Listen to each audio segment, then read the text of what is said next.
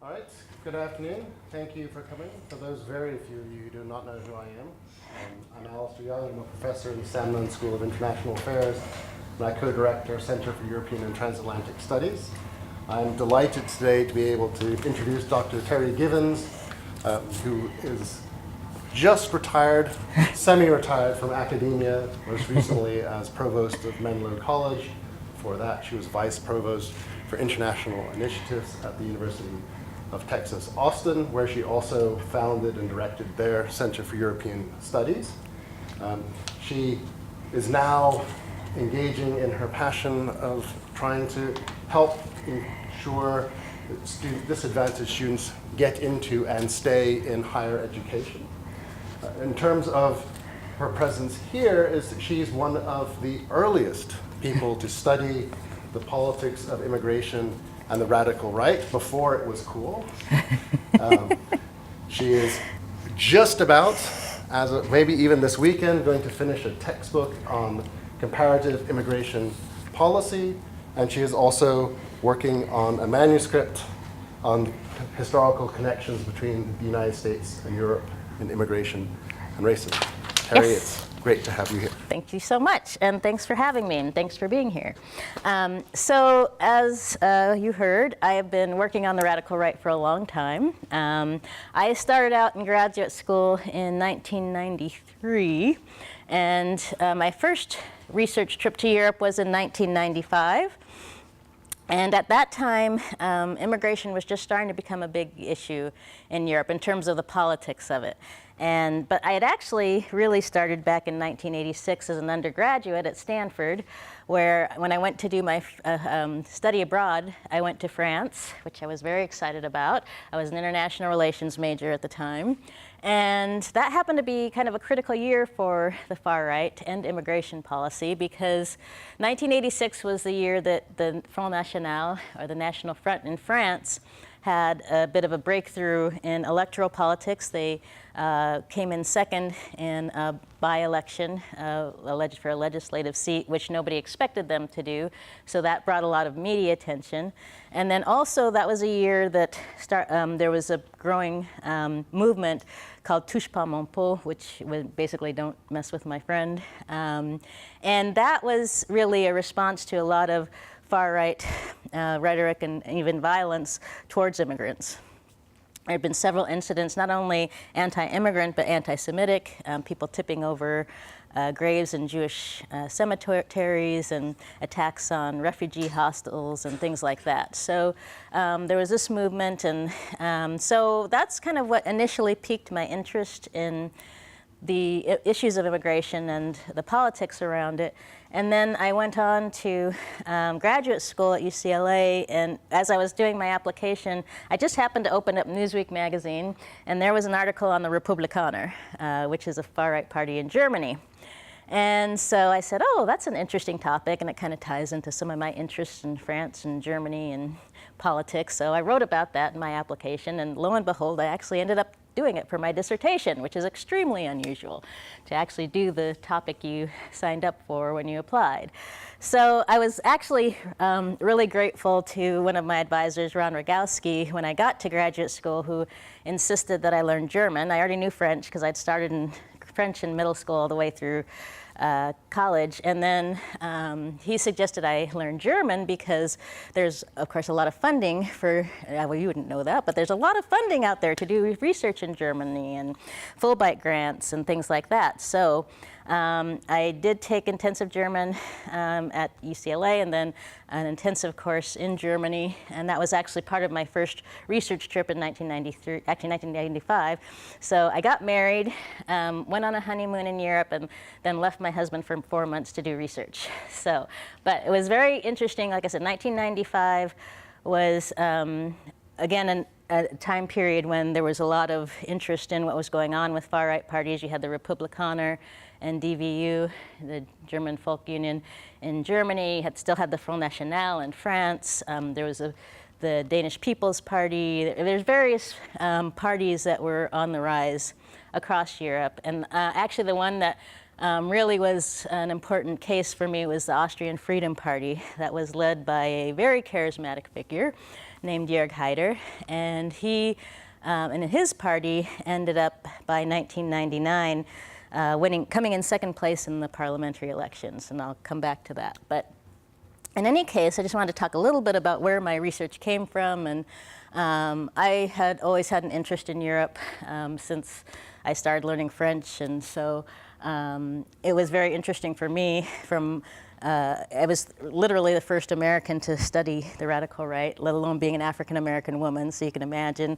Actually, it opened a lot of doors because people were kind of, when I would walk in and start speaking fluent German or fluent French, they weren't expecting that. So in any case, but I was able to get in and talk to a lot of folks. And one of the things I always talk about in my research is putting things in context. Because I think it's very important for us to not just look at, I could have gone and just interviewed radical right politicians, but that doesn't really help us understand the broader picture because really they are part of a party system and we need to understand how they are functioning as part of that party system. And one of the critical characteristics of a radical right party versus radical right movements like the skinheads and neo-Nazis is that they are part of the party system. They actually want to function within the party system. They want to win seats. They want to be part of the structure, even though they place themselves as being, not part of the elite. They're really for the common man and so on. So in any case, I spent a lot of time talking to people in mainstream parties as well as the radical right because I felt it was important to give that broader perspective. And actually, the title of my dissertation was The Radical Right in Context, looking at the rise of radical right parties in Europe. And then I changed the title when I got to the book. So the dissertation was done in 1999. The book didn't come out actually until 2005, even though most of the research and writing was done by about 2002. But it takes that long. 3 years is not unusual to get a book from into the publisher and all through the different processes you have to go through to get a book published. So, and then I had another important article that came out in 2004, even though, again, it was accepted in 2002, on the radical right gender gap. And that was the first article to really look in depth at the difference in the vote between men and women for the radical right. And so I was able to show that there were, consistently across cases that the radical right, more men tended to vote for the radical right versus women. So about 60% male versus 40% female. And that's actually still something people are looking at today. And I was at Georgia yesterday. Cas Muda is also another scholar who's been studying the radical right for a long time. And so he put together an edited volume pulling together some of the more relevant research on the radical right. And I was very happy that my first article was part of that. But it also makes me feel old because it means, oh my God, my research is classic now. But in any case, so it's been a good 20 years that I've been working very seriously on this topic. And of course, it's become very popular now because, as I will hopefully be able to show, let me escape from here and go to the browser. So, oh, actually, I think I have it over here. Yeah, there we go. So, as you can see, well, first of all, the media has just been obsessed with the radical right and populism lately, for obvious reasons. If you look at what's going on across Europe, you have all these parties who are gaining, and it's one of the interesting things to look at is Switzerland, I think, is an outlier here because the Swiss People's Party has been around for a long time. They have a different kind of party system. And so, but in some of the other countries, that's not the first time the Austrian Freedom Party has been at 26% of the vote. They actually got a higher percentage in 1999, about 27% of the vote, and actually became a part of government. And then the French National Front. What I did when I was doing my original research back in the late 90s is try to figure out what's kind of the base support level for radical right parties, kind of what's their natural constituency. And so to do that, I looked at European Parliament elections. And the reason that European Parliament elections are relevant here is because you have a situation where people look at European Parliament elections as secondary elections, and they're more likely to vote, as kind of a protest vote, or as, they're more likely to vote the party they care about versus what I call strategic voting in legislative elections. So I'll get into that a bit because it's kind of important to understanding the rise of the radical right, or the lack thereof. So in any case, I wanted just to show that, we still have about, what I figured out about 20 years ago is that the baseline support for radical right parties is about 15%. It can go up and down from there. But in general, that trend still holds. You have a couple places. I don't count Switzerland, like I said, because they're kind of weird. But Austria, they've been there before at 20. They've been at 27%, even though the party's gone through various changes. Jörg Haider was killed in the car accident, but he'd already left as party leader. You had them go through various phases when they were in government and so on. But in any case, I still think that 15% is kind of the baseline of support for these parties. And so seeing even though it's not necessarily something the Germans like to see, the 10% that the Alternative für Deutschland, or the German alternative, or Alternative for Germany, got in the most recent Bavarian elections is not unusual. What's changed is that people previously would not have voted for the AfD because they would think that, this part is a party that's not really going to win any seats. Why should I, vote for them? And so my main argument in the Voting Radical Right book is that electoral systems play a critical role in the success of the radical right. So first of all, you have to have a party, you have to have a leader, you have to have a platform, which usually rests on anti-immigrant sentiment, and then you have to have a way to get access to the party system and the electoral system. So proportional representation systems tend to be more favorable to the success of radical right parties because of basically Duverger's law. Do they know about Duverger's law? Okay, so let's talk a little bit about Duverger's law. And the important thing there is that Duverger says in first past the post systems like the UK, the US, France, it's hard for small parties to win because you're going to go into the voting booth and say, oh man, the Greens, I love them, but they just can't, get into the legislature because they're just not going to win a high enough percentage of the vote. So you go in, and we as Americans, most of us go into the voting booth and say, well, really, there may be a long list of, especially for a presidential election, there's always a long list of candidates, but you're going to vote Republican or Democrat because those other votes are wasted. So the idea is you don't want to waste your vote. And in PR systems, however, you're not wasting your vote most of the time because your party's going to get whatever percentage of the seats that they do is when they vote. So if you vote for the Green Party in say Denmark, and they get 5% of the vote, they're going to get 5% of the seats. But if they were in Germany and when they got 3% of the vote, they wouldn't make it over a hurdle, even the hurdle of the 5% hurdle. So some PR systems impose restrictions like a 5% hurdle, or you have to win a certain number of seats and so on. So very briefly, that's just the idea, is that strategic voting is critical. You basically don't want people to vote strategically for the mainstream parties if you're an extreme party. You want them to be able to vote for you. Or the other component to that is coalitions. So something that I added to the equation, which was a little novel at the time, is that people look at coalitions when they're voting. So, in the Netherlands, or actually, Germany is probably the best case to discuss because it's pretty straightforward. Germany, you have the Greens, you have the Social Democrats, you have the Free Democrats, and the Conservatives, and then the far right. And if you looked at German politics over the last 30, 40 years, consistently, you've had at least since the Greens have been able to get in, so the Greens were able to break that 5% hurdle, and so they've been getting seats in the Bundestag in Germany. And so the SPD has been going into coalitions with the Greens, and the Conservatives have been going into coalitions with the Free Democrats until they fell out of the Bundestag. But before that, the SPD or the Conservatives would either one would go with the Free Democrats because they were in between the two.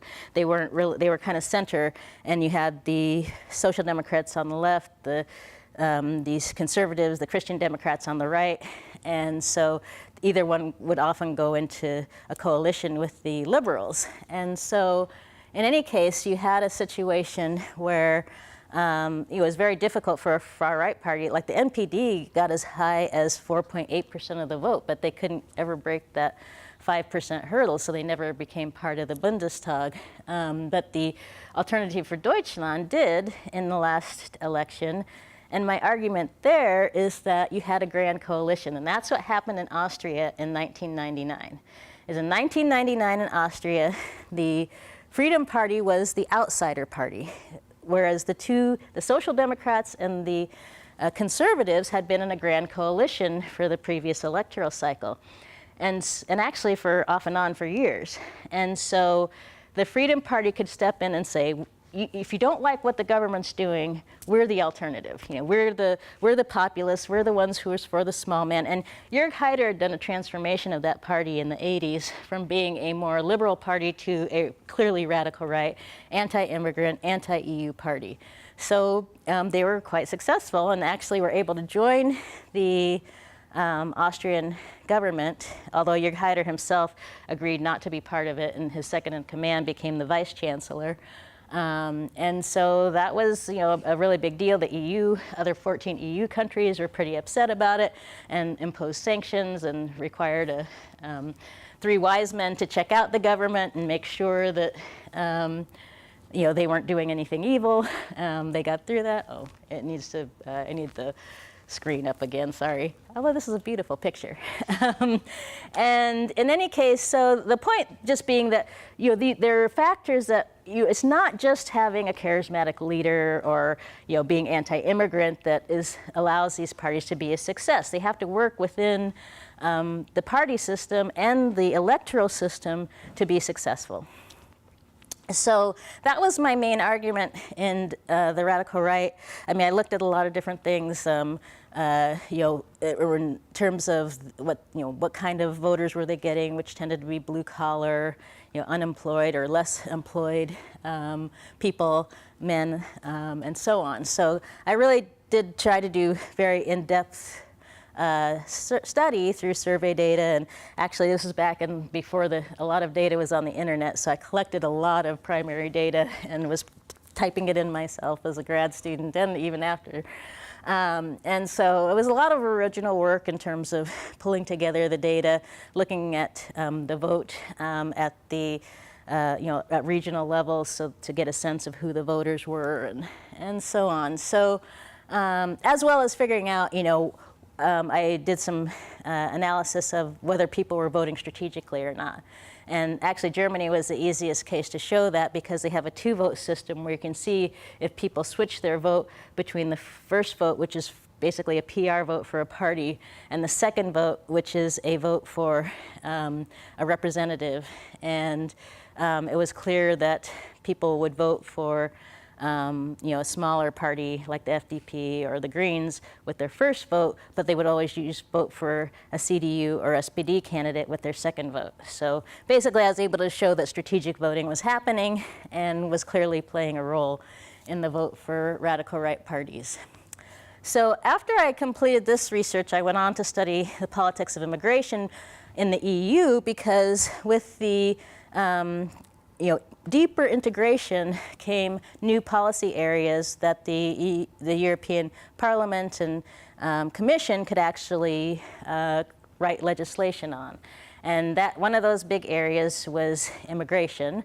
And you had the Schengen Agreement in the 90s, and then that was extended out as the EU grew to new countries. They all became part of the Schengen area, except for countries like the UK, which stayed out of it.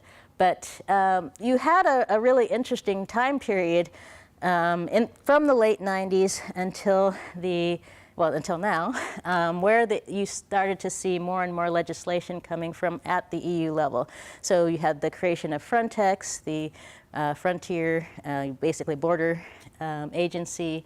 You had legislation, a whole set of legislation around really focusing more on immigration control. So I have a couple of articles that came out around the early to mid 90s, 2000s, that looked at, where was the legislation from the EU coming from, and it was mostly focused on immigration control.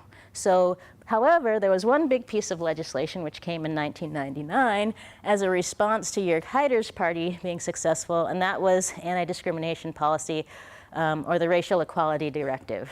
And that was something that was clearly a direct response to the rise of Jörg Haider's party, and it had been sitting around for a while, waiting to be passed as legislation, because about 20 years earlier, a member of the European Parliament named Glyn Ford was concerned about the rise of anti-Semitic and anti-migrant violence going on in Europe, and proposed that the European Parliament do a study of what was going on with not just the violence, but also radical right parties and so on. And so they started a group investigation that looked into these issues, and then they had a series of reports.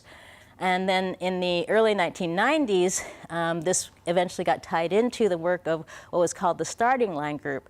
And this was a group of NGOs that was interested in passing anti-discrimination. They tried to figure out what can we do to kind of improve the situation for immigrants and minorities in our European countries, and they decided pursuing anti-discrimination policy similar to what was already in the UK and the US was going to be an important component of that. So in any case, they developed something they called the Starting Line, which was a piece of legislation that would require every EU country to pass laws on anti-discrimination policy. And it was passed in 2000, a year after Jörg Haider's party came into power. And then it was supposed to be implemented by 2003. Unfortunately, it was not in many countries, but eventually they all did. But by the time, there was a lot of resistance to it by the time it was being implemented, because you had a lot of conservative, when it was passed, there were a lot of left-leaning governments. By the time it was being implemented, you had a lot of conservative governments. And they just didn't want to put the resources toward it. In Germany, there was a lot of actually resistance from the legal community, because things like landlord rights were considered more important than the rights of the tenants, and so they felt that landlords should have the right to rent to whoever they want and not have to follow some anti-discrimination policy. And so you had a situation where a lot of legal scholars in Germany didn't think this was a good thing to do, but they had to implement it anyway, because they were members of the EU. And however, I went around to they had to create what were called equality bodies, which was similar to what we have with the EEOC in the US, which actually the UK referred to when they were creating their Commission for Racial Equality. And then the Commission for Racial Equality became the model for the equality bodies in the rest of the EU. But for example, in Germany, they only had 20, one of the largest member states, they only had 20 staff people, only half of them were lawyers. At its peak, the UK Commission for Racial Equality, which became the Equality and Human Rights Commission, had as many as 500 employees. Their budget was cut in half at one point. But in any case, and then in France, they had about 100 employees, including a lot of lawyers, although they were undermined when Sarkozy became president. So in any case, so there was a lot of up and down in terms of the anti-discrimination policy. And I was in Brussels in 2015, right after the book, my book Legislating Equality came out in 2014. And it was interesting because I was meeting with some members of the European Network Against Racism, who I'd interviewed previously to find out, how they were working on anti-discrimination policy.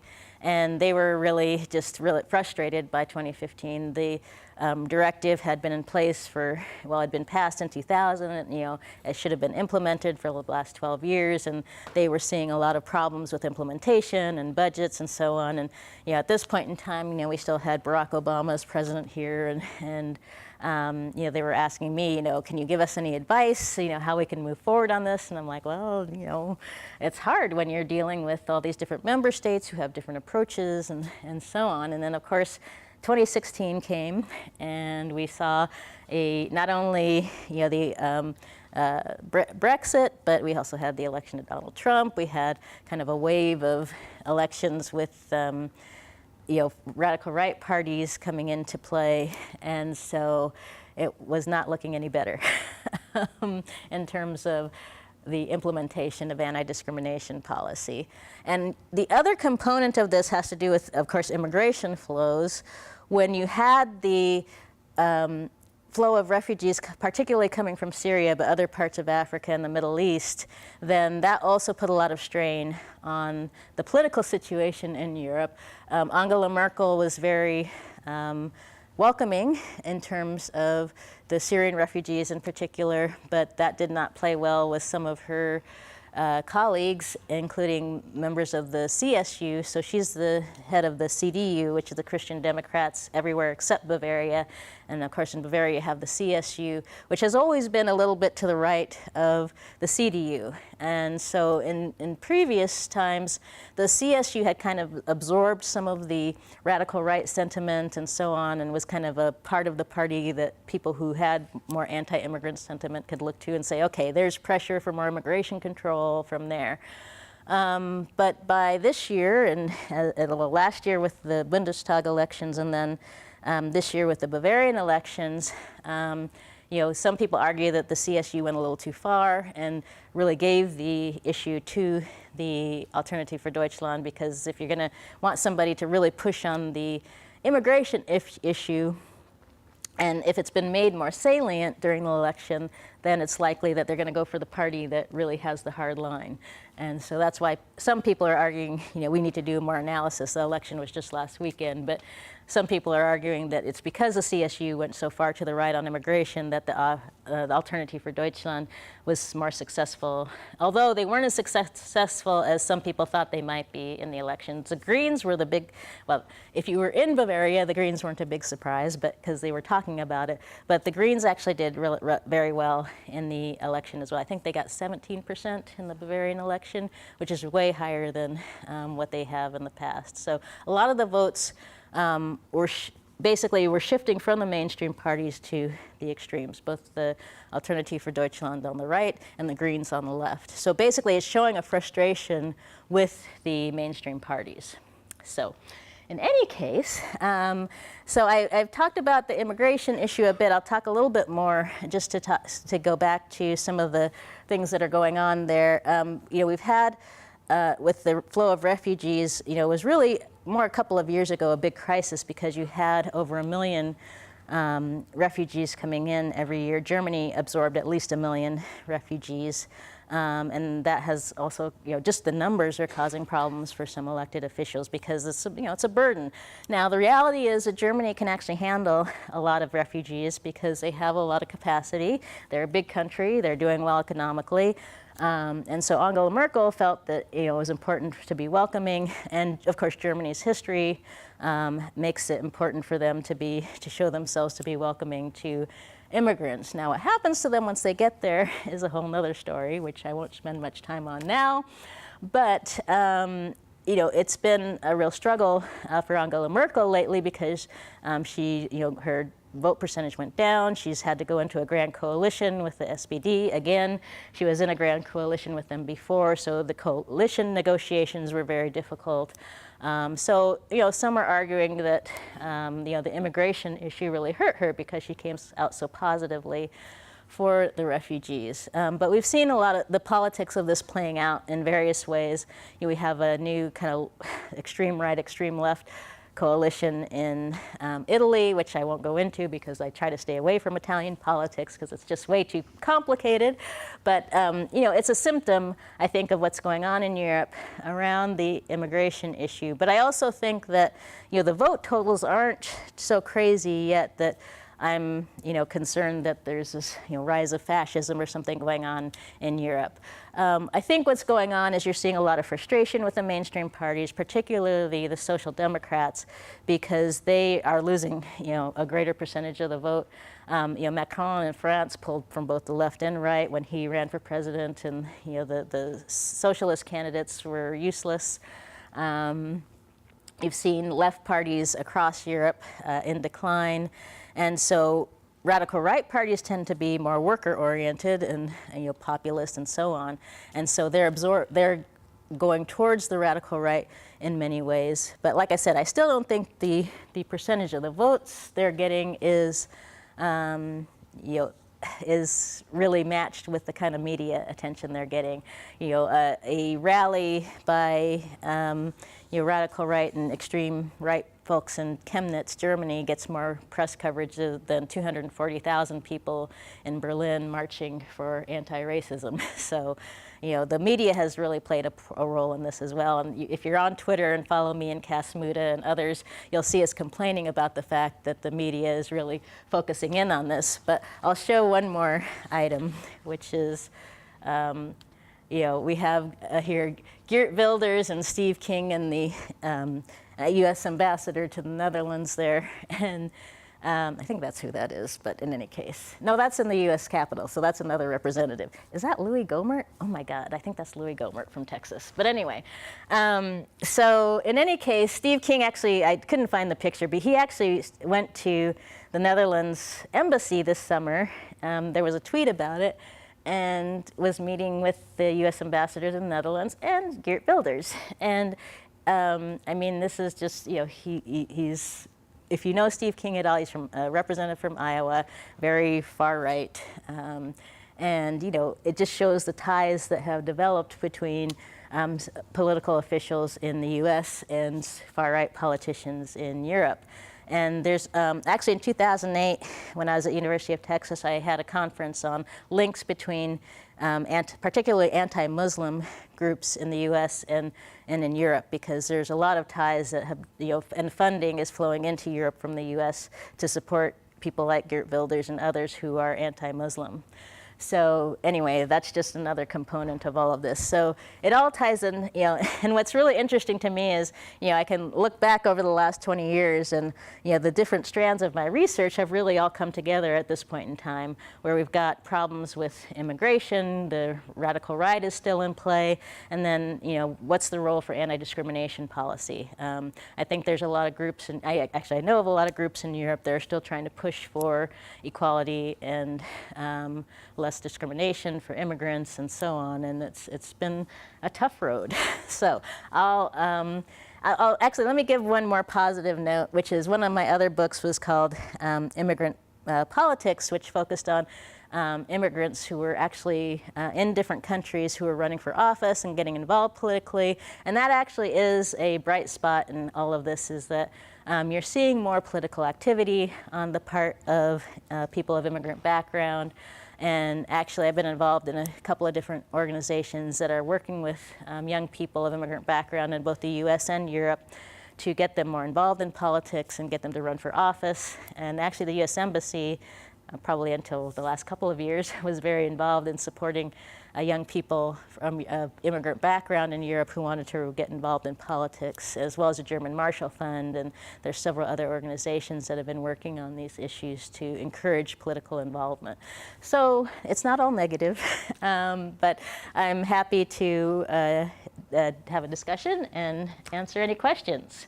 So. Thank you very much.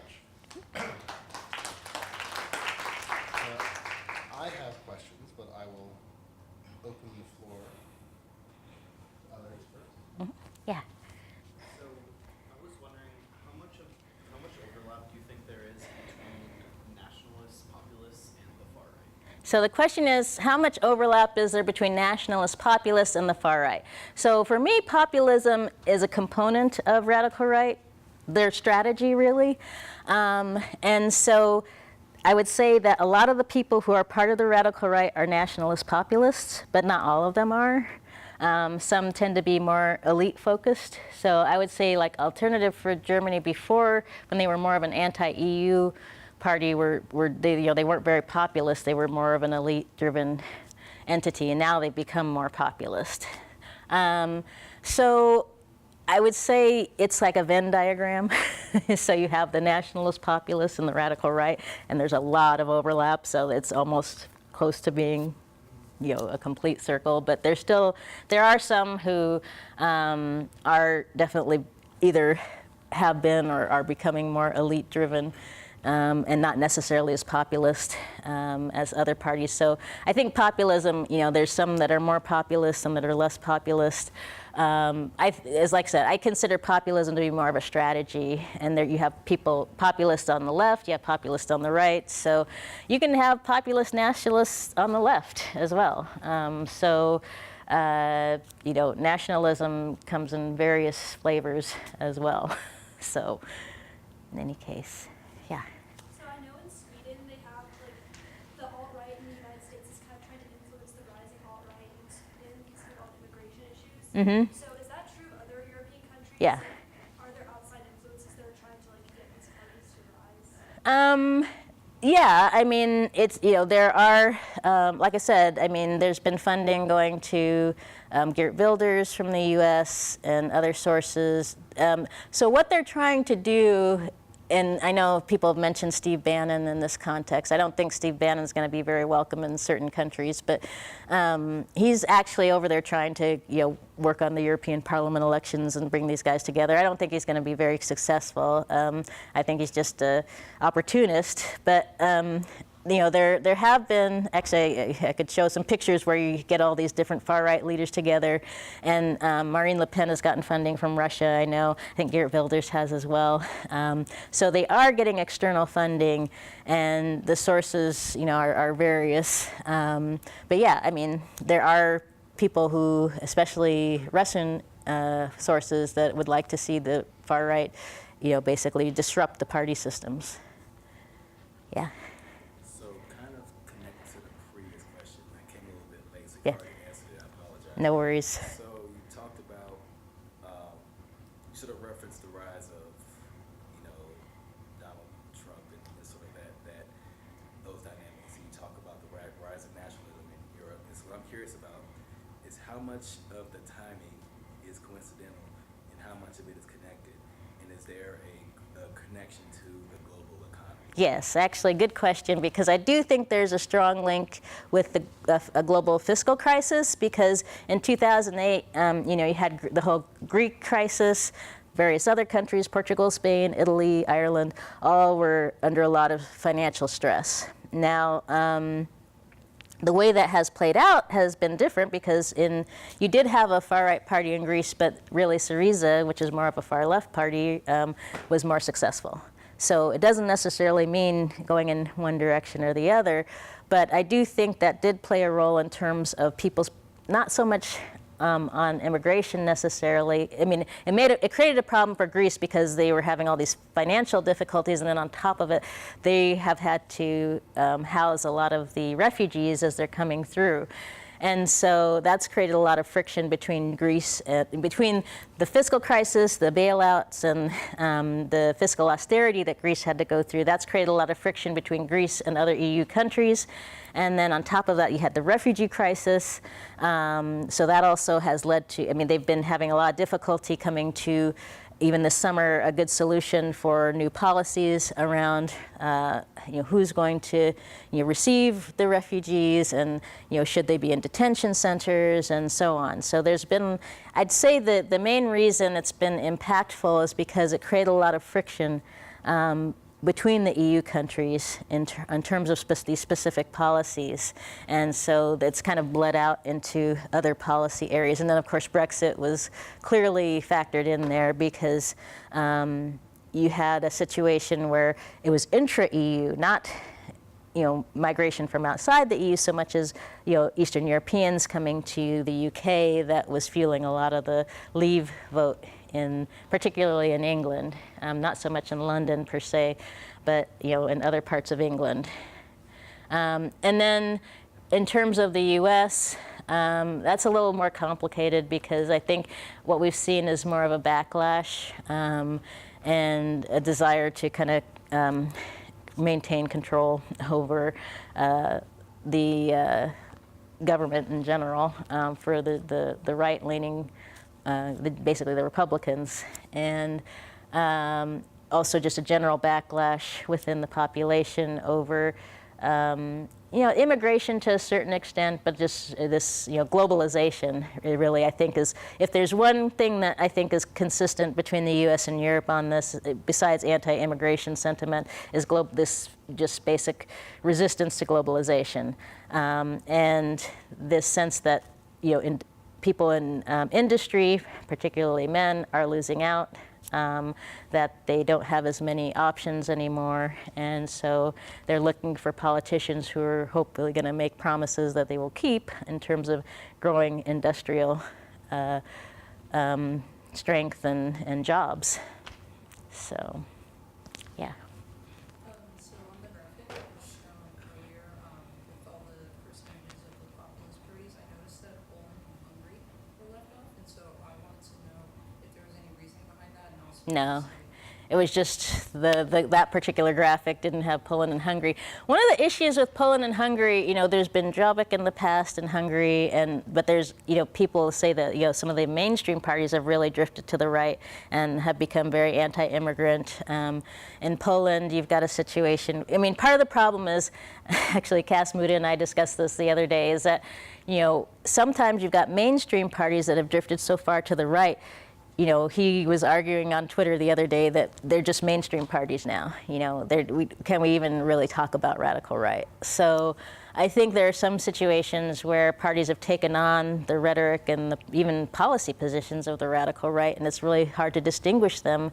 Even though they were previously considered mainstream parties, it's hard to distinguish them from the radical right. So I think that's why Hungary and Poland were left off, because it's like, who do you count as radical right there when, basically, Poland was recently sanctioned by the EU, or European Parliament, for anti-democratic moves against journalists and so on. And there have been issues with Hungary. The Orban government is problematic. So I think, it's just hard to categorize in some of these cases. Can I ask a question that sort of Yeah. piggybacks a little bit on someone that's been asked? So you've sort of referred several times to these radical right parties appeal to working class men. Mm-hmm. And you have the issue of immigration being an issue that they use to mobilize. Why don't radical left parties use immigration? Because one would have thought they'd have this constituency should be the same, but Syriza and Podemos and even Five Star don't really make immigration. Five Star's inching over there. They did during the campaign. Yeah. Yeah, Little- no, I agree. So, it's hard for the radical left because, immigration is a touchy issue for them. And there's a variety of reasons for that. First of all, a lot of times they try to appeal to immigrants themselves because they feel like that's a growing, and it is a growing constituency. And frankly, the Social Democrats were hoping that they could build on the support of people from immigrant and minority backgrounds. For the radical left, it's sort of the same, but there are some, like the communists in France were pretty anti-immigrant for a while, but they've kind of disappeared from the scene. And I think the problem for the radical left is immigration is not a winning issue for them, because if they try to appeal to the anti-immigrant sentiment, then, they're just boosting the prospects for the radical right, because people are going to believe the radical right before they're going to believe the radical left on the immigration issue. So, and that's been problematic for the Social Democrats as well. So they've, for a variety of reasons, they haven't really gone after, they tend to avoid the issue, frankly, for the most part, unless they're trying to appeal to particular migrant populations. But then they have to be willing to vote. It's the same issue we have here with the Hispanic population. And a lot of immigrant communities in Europe don't vote in as high numbers as they could. So, other question? Yeah. Do you think that the uprise in the popularity of the far right can be seen as like part of Hegel's dialectic, and that it's just kind of a reaction to kind of like rising popularity in the left, and that this will kind of all die down in like the next 5 to 10 years? It's very possible, but you know, it's hard to say, right? I mean, if you had asked me in 1999 or say 1998, when I was really digging into the research, a lot of people were telling me the radical right was going to be a flash in the pan, and that they would, you know, that my research wasn't going to be relevant because they weren't going to be around anymore, and so on. Well, obviously, that's not true. You know, 20 years later, we're still dealing, with anything, more radical right parties and stronger radical right parties in some ways. So I would say that's hard to predict. Obviously, there's kind of the swing left and right, but this seems to me more of a swing. Like I said, I think it's more of a backlash than really a swing to left or right. And I do think it'll die down eventually. But you know, I don't know how long. You know, I couldn't tell you how long this is going to take because you know, I wouldn't have expected it to. Well, you had intervening crises that have then impacted. So I think if we hadn't had the fiscal crisis in 2008, then it's possible things wouldn't have swung so far to the extremes. And they've gone both directions, right? Not just to the far right, it's gone to the far left. And that's what bothers Cass and I, is that nobody's paying attention to the swing to the far left with the Greens and Syriza and other parties on the far left that are having some success. So I think if you really pay attention and look at what's going on both on the far left and the far right, you'll see that what's happening is, and actually in the class I was talking to this morning, they had read a piece that was talking about the hollowing out of the center and the mainstream electoral system, or party system. And so the party systems that we've kind of relied on since, you know, there was always, you know, it's like, well, the party systems haven't really changed. And I think Cass would argue to a certain extent you still have the divide between left and right. It's just that a good chunk of the vote is going to the further extremes. So the percentages of people voting right versus the percentages of people voting left hasn't changed much. What's changed is the actual parties they're voting for. So the Social Democrats have lost significantly more of the vote than the Conservatives, to Greens and other smaller parties, whereas on the or on the right you've had the Conservatives starting to lose votes and the Social Democrats losing votes to the radical right. So a lot of people who voted Social Democrat or in France communist previously ended up voting more radical right.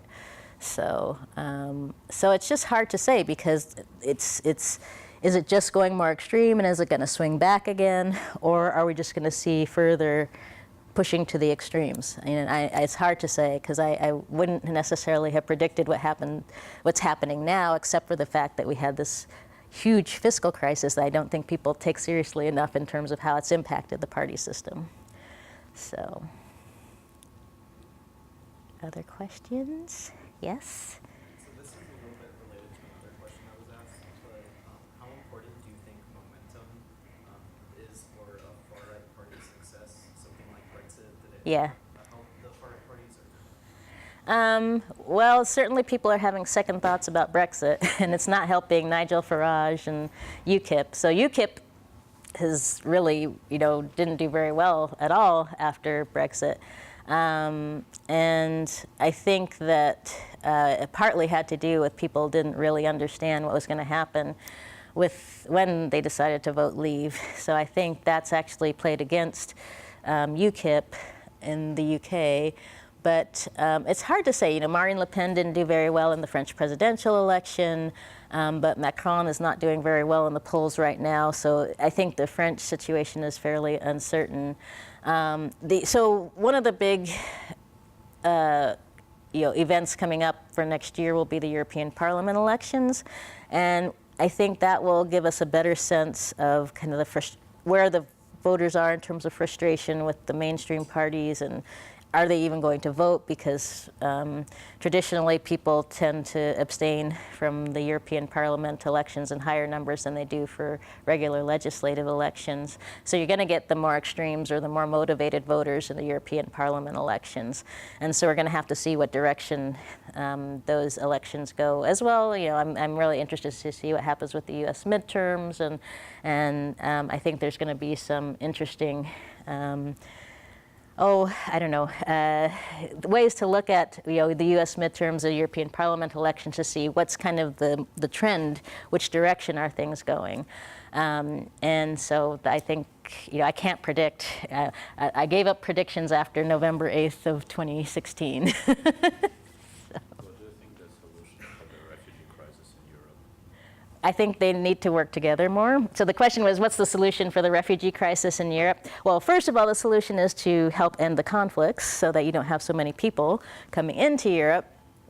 And there does need to be a lot more work done in terms of development and trying to you know, use diplomacy to end these crises and figure out ways to deal with the refugees. You know, Turkey has played a big role in taking in lots of refugees, and so we really need to look at ways, you know, how can we figure out how to help these people in a way that helps them stay either where they are or close to their homes, because it's always better for refugees if they're closer to their homes, because then once the conflict is over or the natural disaster is done, they can go, it's easier for them to go back. But I think the U.S. should be taking in more refugees. I think because that would help ease the problem to a certain extent so that Europe's not taking all of the burden. I think we should all be doing more in terms of support for you know, development so that these countries can sustain their populations and keep people there, because they don't want to leave. You know, they aren't happy about having to leave their homes and have their homes destroyed and things like that, or to be for economic migrants. You know, they just can't. You know, you can't work. And so there's so many different things that could be done. I mean, a lot of development aid has disappeared over the years, But, you know, and obviously there's problems with development aid because it doesn't always go to the right places or to the right persons, and so we need to find more efficient ways to get aid to the people who really need it. And but Europe needs to work together on this and to be honest brokers with each other. I think there's a lot of political grandstanding that's going on because politicians fear for their jobs, and so they're not really negotiating in good faith in terms of really trying to find solutions for the refugee problem in Europe. A lot of countries just, you know, Italy's like, oh, we're just gonna, you know, send them to the rest of you guys, or we're just gonna, you know, not let them enter, or, you know, so that's not a realistic option. Somebody's, you know, you have to deal with, these are human beings, you know, somebody has to deal with them. And you know, it's something we all should be taking responsibility for, because a lot of the conflicts are because of the struggles going on between different countries outside of the region. So. Mm-hmm. So, how much of that conflict is because of foreign policy? Well, that's a huge question. So, you mean U.S. foreign policy? Well, not just U.S. That's what comes to my mind, obviously, but then not just U.S. but European foreign policy. Do they have any? Well, you know, it really varies. I mean, I think you know, obviously the two biggest conflicts right now are Yemen and Syria, and. You know, to be fair, you know, the Syria situation, you know, and we have to go back to the Arab Spring and how a lot of that was motivated from, you know, the grassroots. And so, you know, you can go back and, you know, blame Obama's administration and their foreign policy for what's going on in Syria right now, because, you know, he drew a red line, but then, you know, stepped back from it when they actually did have chemical weapons. But, you know, you have to go back further to, you know, did we do enough to support the Arab Spring and the people who were protesting and so on? And what, you know, it's a hard line for the U.S. to take, because it's like, well, to what extent should we have really gotten involved in what was an internal issue in Syria, and, you know, maybe if we had gotten involved, we'd be getting criticized for that now, you know. So it's a really tough line for the U.S. to take is, okay, yes, we support people pursuing democracy, but to what extent can we, you know, basically interfere in the domestic affairs of these different countries? And of course, Syria turned into this huge conflagration with the U.S. and Russia and Israel and all these other entities, and Iran, you know, playing a role. So it's become really an interesting and sad mess. You know, if you told me, you know, 5 years ago where we would be on this, I would have been shocked, because it just didn't seem like it needed to go so far in terms of the number of people who've been killed and displaced and so on. But in any case, you know, this is where we are. And I think there have been a lot of missteps along the way, going back to the Arab Spring, basically.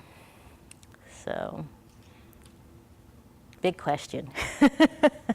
There's a lot to discuss there. One more smaller question. Yes.